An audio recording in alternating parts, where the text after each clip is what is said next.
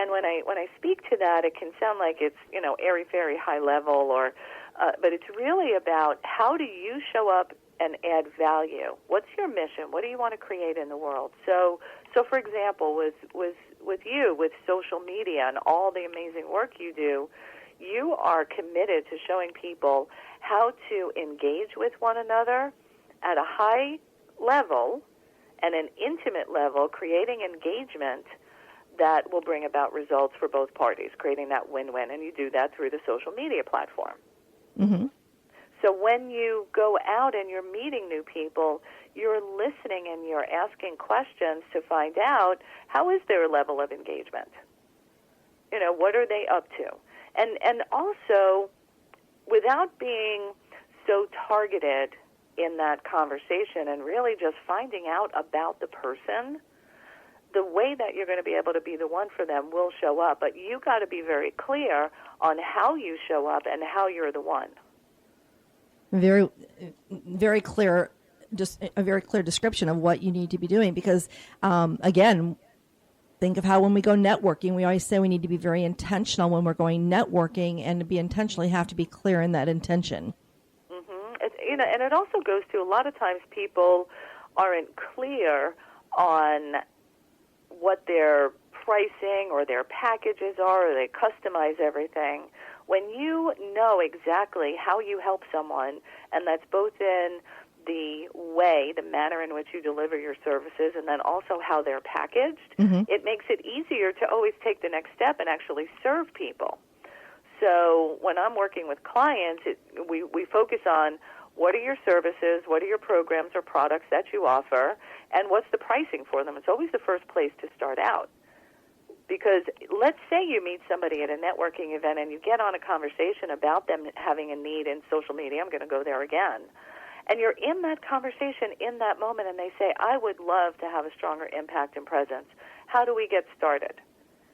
Your answer in that moment, being fully prepared to receive the business and receive the ability to help them, is, well, we have several packages that range from $500 to $15,000. And what I normally recommend is we get started with an initial consultation and package. I really want to assess your needs, see where you're at, and develop the proper plan for us to go forward. And that initial assessment and consultation is $250 or whatever that is. Mm-hmm. You got to be clear to create that engagement right away. And what I see people often doing is kind of going out too vague, and it slows down the process rather than accelerating their results and their profits. Wow. No, I love the way you stated that there. You made it all about them, but by the same time, you're endearing them, you're attracting them back to you by how you're laying out the process that you're going through, and then actually making it all about them. Yeah, to serve them better, and that was all in my language mm-hmm. around that. Mm-hmm. And the point of having something initial to engage them is to start to build that relationship. Because let's say this person standing in front of you is a $15,000 client. If you're just meeting them and just getting started to work with them, they may not know you well enough in order to make that type of investment. So we've got to start building that relationship. And kind of what I'm talking about here is a funnel.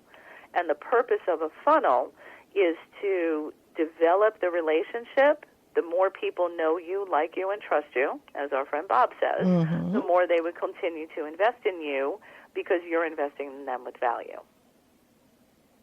Wow. I mean, again, it's just, it sounds so very simple, but it is something that has to come naturally. Mm-hmm. And it takes some practice and preparation. And, this is one of the things that I stay focused on when working with clients, to make sure that they're pulling themselves away from the pressure of sell, sell, sell, sell, sell, and switching to serve, serve, serve, serve, serve. Well, and again, that goes back to where if you, I share this with our clients when I'm focusing on engaging on social media, is you have to get out of your own way and really make everything client focused. That way they see the value and they will resonate more with you. It takes a big leap of faith to shift from that if your thinking is the other way. Mm-hmm. I think traditional sales models have you focus on numbers and statistics and closing ratios, and hey, I pay attention to all of that. That is all added information that helps me guide next steps, marketing strategy. But traditional sales and going for the close, and that's why there's such a resistance to selling for so many people, is from this old paradigm of what sales was. Mm-hmm. And when you can make that leap to trust that if I show up with the intention of adding value and serving and having a monetary structure that backs up how I serve related to it, that's why that whole pricing structure has got to be very clear. It's not you're serving for free, you're serving in exchange. Mm-hmm. When you show up with a servant's attitude and agenda, you will make so much more money. Now, you can't do it saying, it's kind of like you don't give to get. You give to give, and you trust that the getting comes and the receiving comes.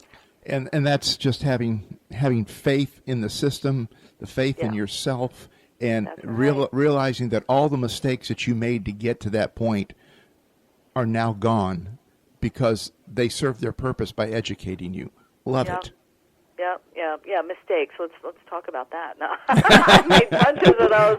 I'll probably make a bunch more. Hey, but isn't that the way we grow? I mean, I don't know about anybody else in the audience, but I tend to learn a whole lot more from my mistakes than I do from my successes. Isn't that interesting? Yeah, it is. We think about little kids, and I know you've got lots of grandkids. How many do you have? Oh, we've got 8 now. Wow, you got me beat. But they're all. I have not met your grandchildren, but I've seen lots of pictures of them, and they're all beautiful. So they are. Well, and the reason I brought that up is that when we're talking about mistakes and learning from them, I think one of the places that people get stuck is they get afraid to make a mistake. So they get stuck in doing nothing because everything has to be perfect and I don't want to get it wrong. Whereas if you're willing to make a mistake, and educated guesses perhaps is a better way to put it, you will advance and grow. Think about the baby who starts off crawling and starts to walk. How many times do they fall down before they can figure out how to walk? But they don't give up. Or we don't let them give up either. Come on. We take them by the hand and we lift them up. So that's where you got to get coaches and mentors and surround yourself with other people that know how to do what you're up to and what you want to create in your life. I love that analogy, Nancy, because when you mentioned the word perfect, and Richard still is constantly teasing me about this, but when I met him, I guess I am now a recovering perfectionist, but I never wanted to launch anything until it was perfect. It was me. I mean, my house had to be perfect, and we won't even go into all those issues, but anyway, through the years of being in business, I have learned to understand that I'm going to fail forward. I have to understand that. Try those things, or as Richard likes to say, let's just go dirty and do it, and we'll fix it later, because we're not going to have any results if we don't start somewhere. But when you made that analogy, I can, for a testimonial to you, coming into your coaching program, it was on my bucket list for a couple of years, and I knew that the timing would be there when it was there, and it happened this year. And I can honestly say, since I joined the coaching program this last April, and I think Richard will step up and even say something, he has seen such a difference in me, having that accountability group, having the coaches that I can, and the mentors that I can turn to help me get through these challenges. Because as a business person, that's where we really need some help. We need some guidance because we can't do it all ourselves. Yeah. Well, that makes me really happy to hear that, and that is our goal. And one of my guiding principles, every single time I create a new program, a business, whatever that is, and when I share this with my clients, is based upon a quote that I got from Michael Gerber, who is the author of the E-Myth Revisited, E-Myth Mastery, and 50 books in that series. He's amazing. And he says that there's only one justifiable reason for creating a business, and that is to serve someone's desire better than anyone else has.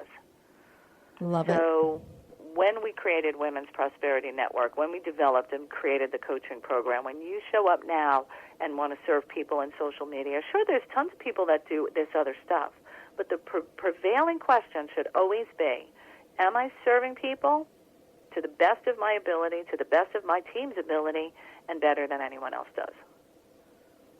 I love that philosophy. It just rings so well, and it is so much you and your team by the same. It's just not doing something to check off that little mark and say, okay, we've done this and we've done this and we've done that. Yeah, and it's not just about putting money in the bank account either. Nope. Yeah. But then that's how you grow your business, as you mentioned. You grow your businesses through your little successes and your humongous successes. But that's what keeps driving you forward, and that's what got most of us out of working for corporate America and into being to one sport or another. And we've got that drive, we've got that motivation, and through organizations like you and your coaching program, hey, you're giving us the direction we need.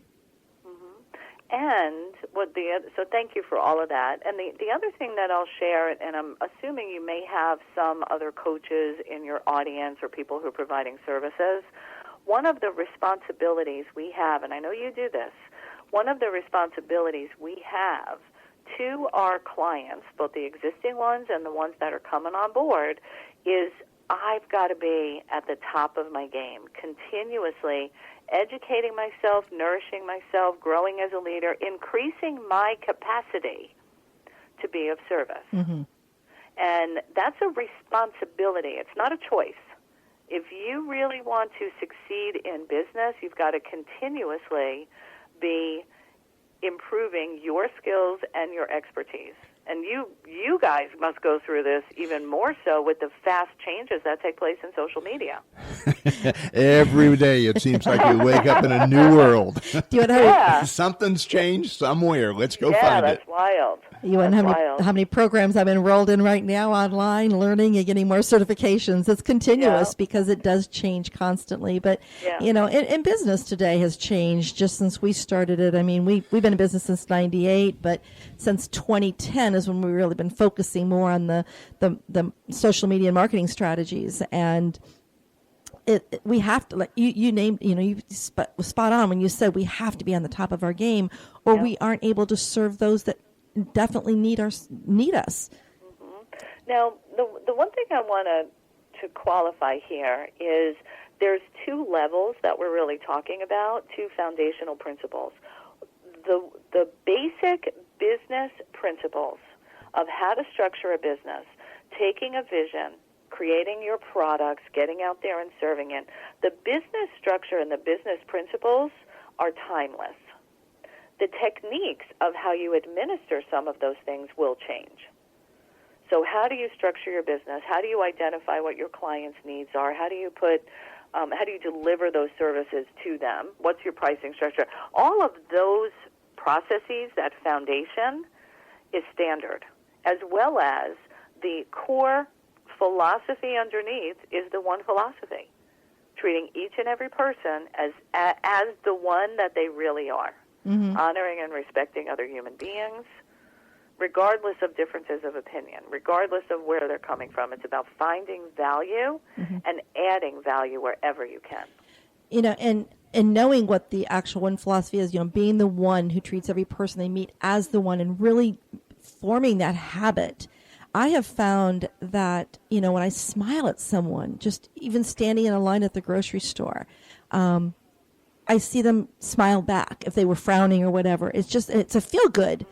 And this last week, and of course, all of us in the east coast of Florida, we were experiencing a lot of drama and a lot of, activity preparing for a hurricane. And I saw a lot of individuals posting on social media how grumpy people were and, mean. I didn't experience that, Nancy. I didn't either. I did not. And it's because I practiced the one philosophy. I realized that was what was going on.